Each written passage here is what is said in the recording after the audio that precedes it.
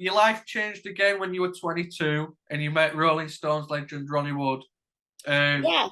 what was your first impressions of him when you first met him? Um, well, I met him at a party that I didn't really want to go to, but because my friends had got married and they were having like a party, I knew I had to go. It was Richard and his Spanish wife, Helena.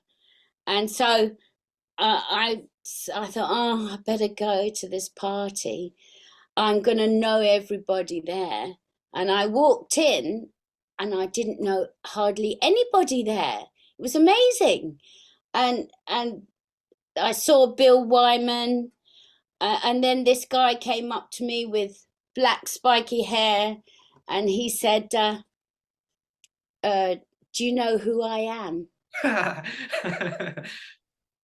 And then he showed me the album cover of Black and Blue and pointed himself out. I thought this guy, this guy needs a lesson to be taught to him. So he said to me, "What do you do?"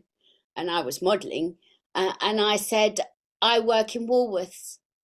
And he said, "You do? What, are you manageress?" I said, "No, I work on the broken biscuit counter." Because back in the day there, they used to take all the broken biscuits and you could shovel a big bag of them for next to nothing.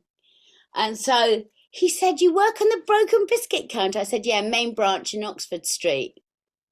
And the next day he went there and sat outside the staff entrance with his chauffeur, waiting for me to come out. Of course, I never even been in there, and that was the beginning. Yeah, were you a fan of the Rolling Stones or the Faces before you met him? Loved the Faces. Like my brother was a big Faces fan, so he turned me on to that song Maggie May, Yeah. and I just thought that they were great. Yeah, What, but what, I never really bothered with the Rolling Stones. I once was with my first husband, and I was pregnant, and we went to this nightclub called Tramp, and Peter said, "Look over there, there's Keith Richards." I said, "Who?" He said, "There's Keith Richards," and there was Keith, absolutely out of his brain, sitting in at a table in Tramps. I went, "Oh my God," and I couldn't stop staring at him. Little did I know I'd be really good friends with him years later.